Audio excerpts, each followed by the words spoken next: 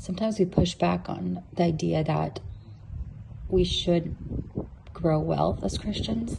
And I think wealth is relative to your family's priorities and what God has entrusted to you. So what is wealth for one family will be different than what is wealth for another family. Again, it's all based on what God has given you in each season.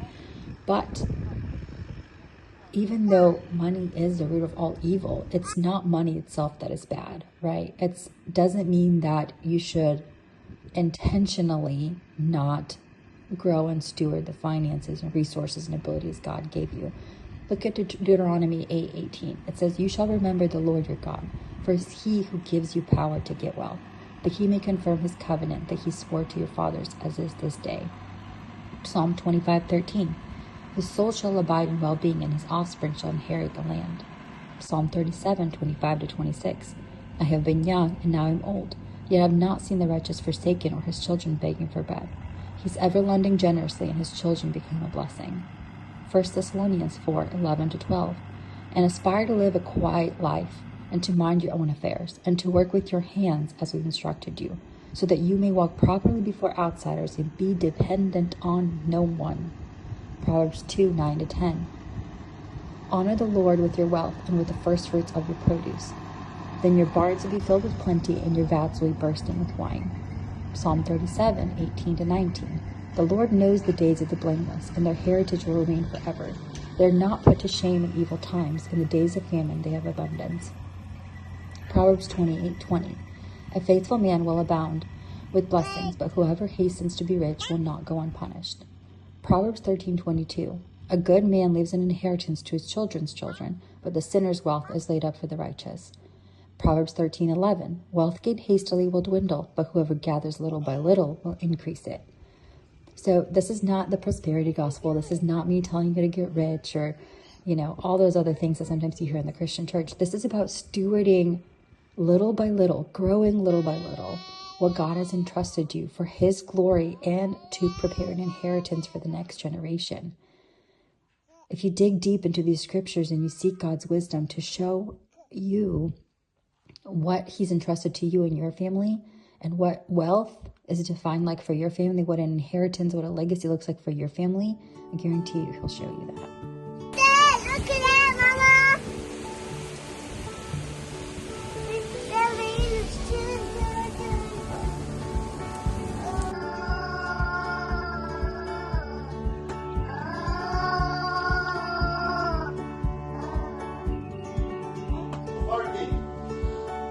Mookie, where are you?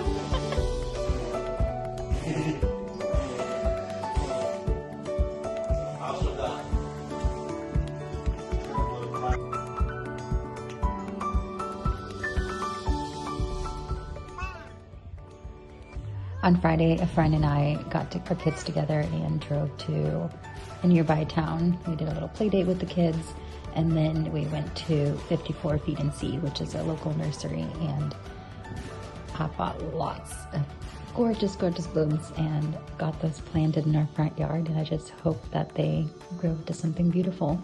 I have no idea what I'm doing, but I'm gonna learn.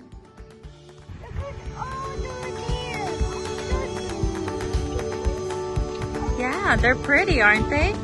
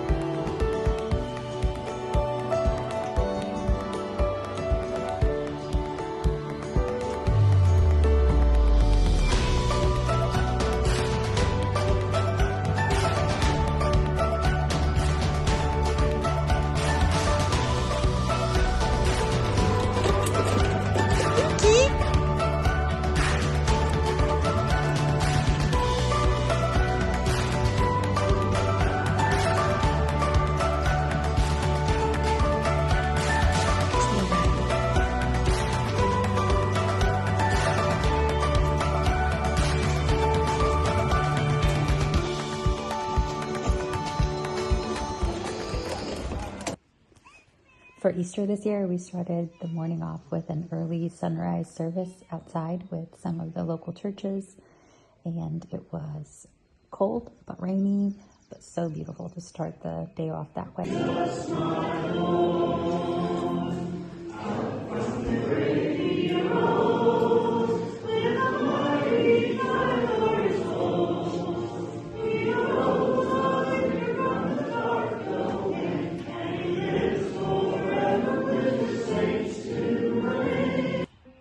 This one we put in your fridge? You want Dad to smell it?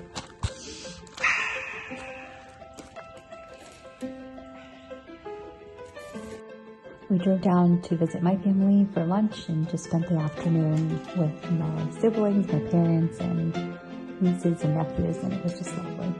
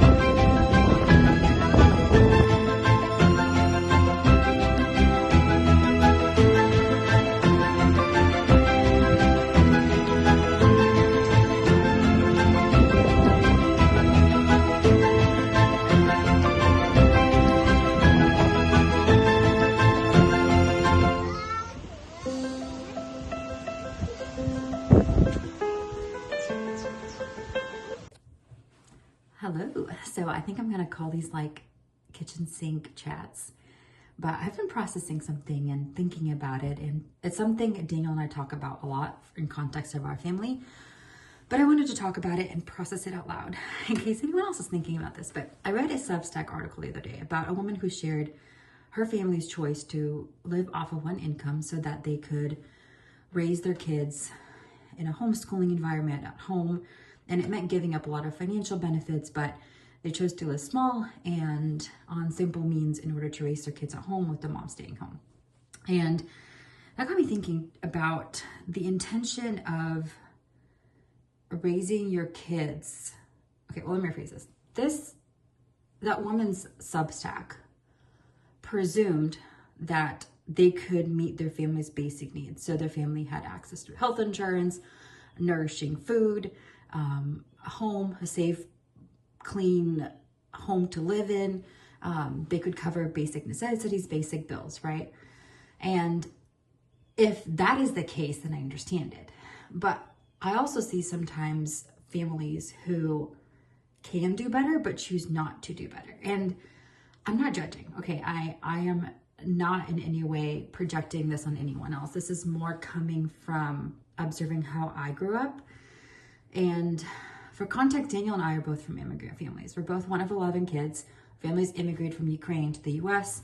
My parents immigrated to the U.S. when I was 8. We had 6 kids under the age of 8 when my parents moved. Daniel's parents moved to the U.S. before he was born. So he was born in the U.S., but both grew up in immigrant families. Our dads did not have fluent English speaking skills when they moved here. They didn't have any kind of degrees that were transferable to the US to be able to do like white collar jobs. So they did blue collar jobs. Daniel's dad worked in a factory. My dad did truck driving over the road and local driving, and they did the best they could with what they had to provide for their families, but it wasn't enough. So we both grew up on welfare programs, food stamps, Medicaid. We got Christmas gifts from nonprofits. I remember going in 9th grade to a clothing drive at my high school to get clothes for the new school year because my parents couldn't afford to buy us clothes. At that point, we had 9 kids. And because my baby brother wasn't born yet when I was in high school, freshman in high school. But I just vividly remember going to the gym and there were just tables piled full of clothes. And I was so embarrassed because those clothes were donated by my classmates. So the clothing drive was a result of my classmates donating clothes. And so I was literally picking clothes that my classmates had donated. And I was so scared that I would pick out clothes that someone in my class had donated and they would see that I'm wearing their old hand-me-downs. And I mean, looking back now, I'm like, that's not that big of a deal. But like to a freshman in high school, like at that time, everyone's wearing like Abercrombie and Hollister, and clothes were just, so cool. And like to 9th grader, that was embarrassing, that my family could not afford to buy me nice clothes. Like we either got clothes from Walmart or hand-me-downs or like thrift stores. And that really, I remember that like yesterday. I remember the smell of the gym. I remember all the clothes. I remember the clothes that I picked out at that, that clothing drive. And I don't know, like growing up that way, my parents did the best they could. I don't fault my parents. My dad worked really, really hard. My mom cleaned houses on the side. She watched other people's kids. Like they did everything they could. And if you are doing everything you can for your family, that's what matters. And that's what I actually want to talk about, because the Bible talks a lot about to those whom more is given, more is expected. And for my generation, so the first generation immigrants, first generation kids who were able to go to college, get good jobs, good careers, get good skills, we had the chances, we had the opportunities, we could do better. And the question is, did we do better? And that's what really drove me through college, through law school, is I knew I had been entrusted with this opportunity by my parents, by God.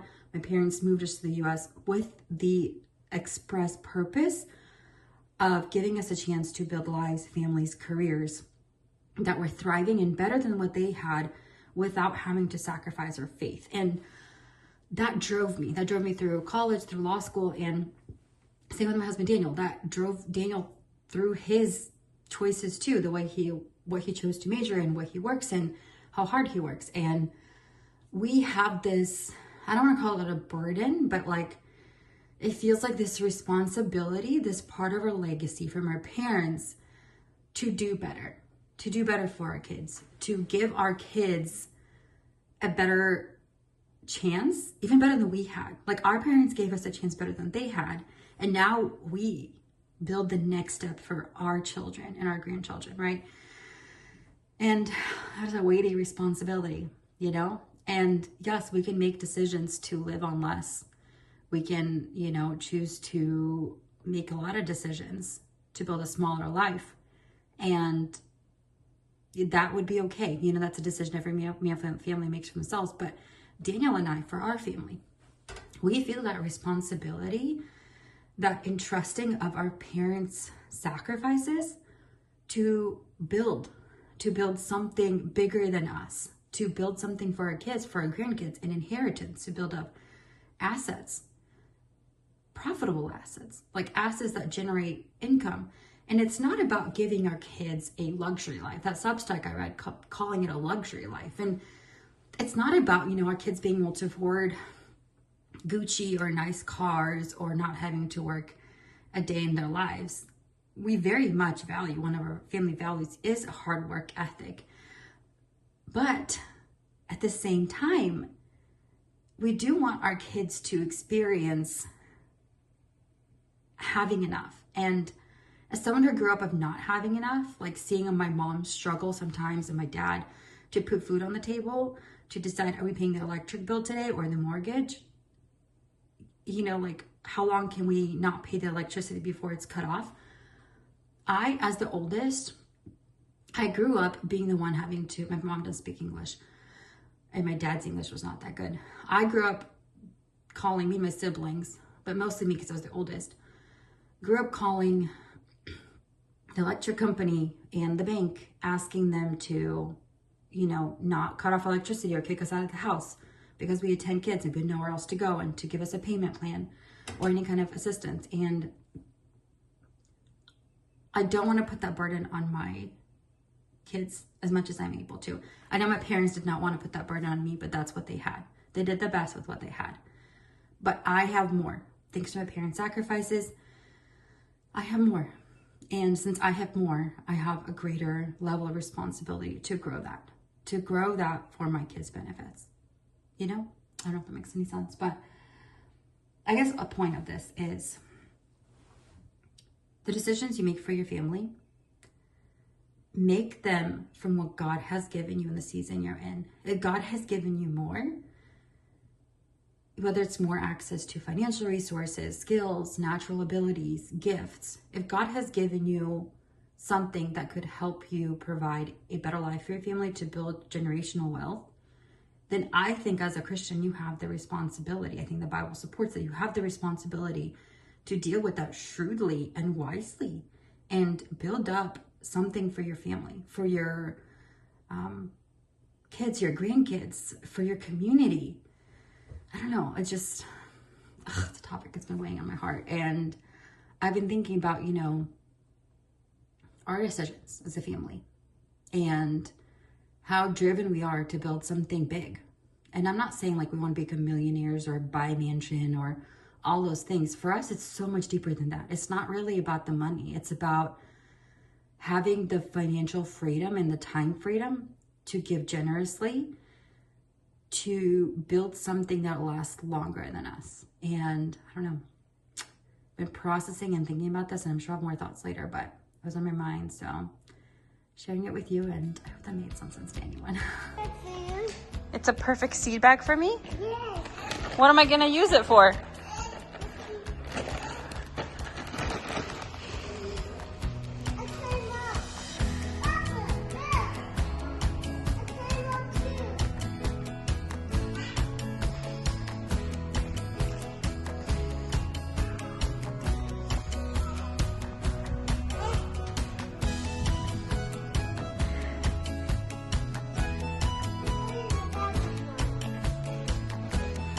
He's trying to help you, buddy.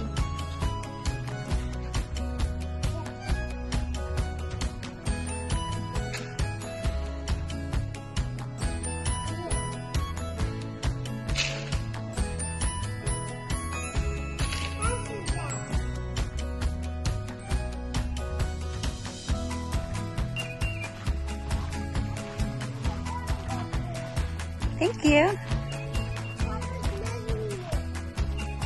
Oh. My friend got inside I went inside the building right there.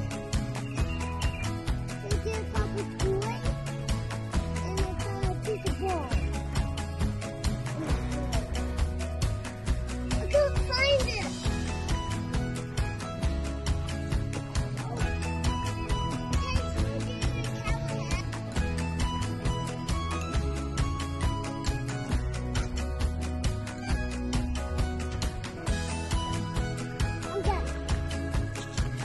I'm gonna finish planting some of these flowers in our flower bed.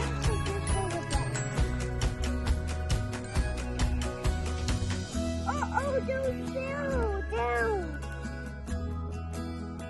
In our movement to prioritize family over hustle or capitalism, to choose a slow, intentional life, right? That's the messaging you always hear on social media nowadays. And, you know, through the trad wife movement, where we push back on, for example, women in the marketplace and say, no, women should be at home raising their kids and prioritizing their family life and their home. And yes, that is true. But I don't think that is true for every woman. I think some women, I think honestly all women have a capacity to contribute financially to their family, even if it's in a small way.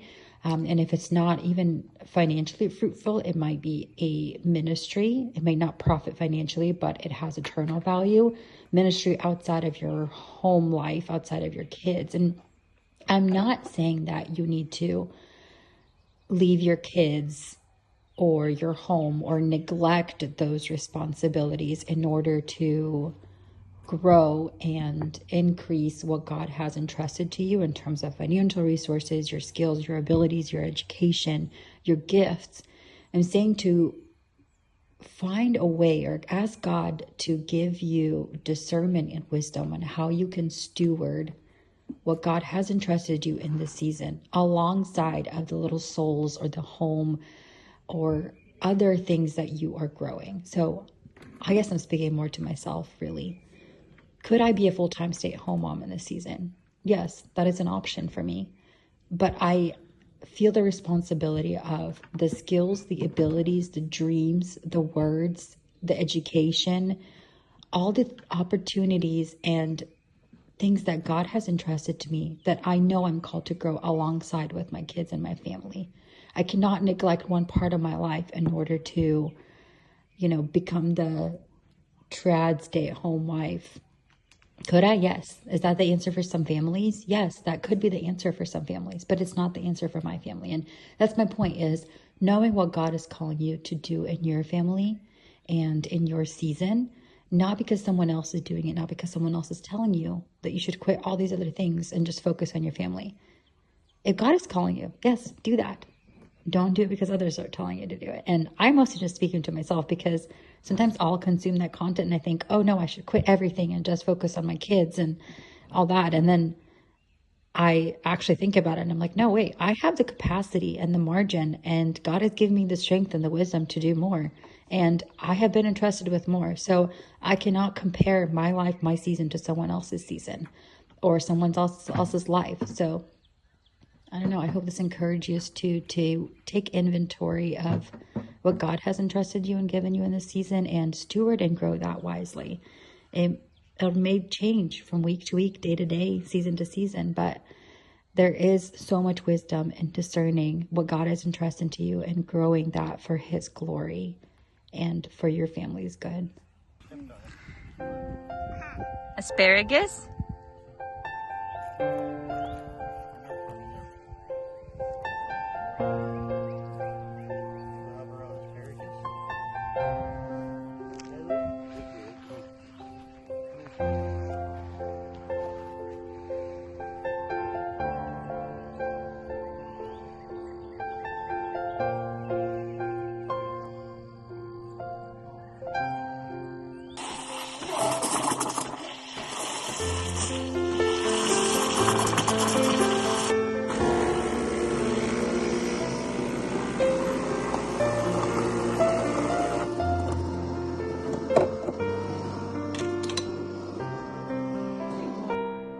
No, we don't need butcher. You gotta use your paintbrush. So the little dots right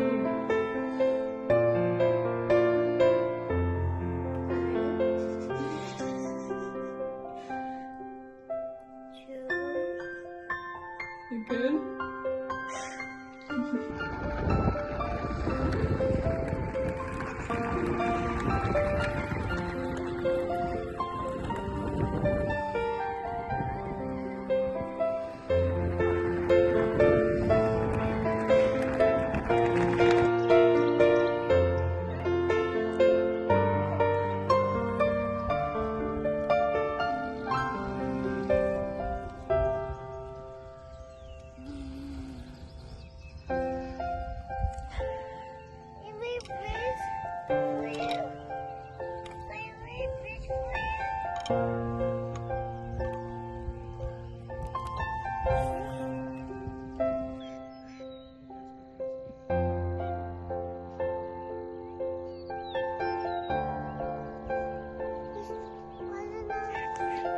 One of our neighbors here owns a dog kennel, and he hosted a dog training event. So a bunch of people came out from all over the state to shoot ducks, and then the dogs had to go and fetch them. So the boys and I spent the morning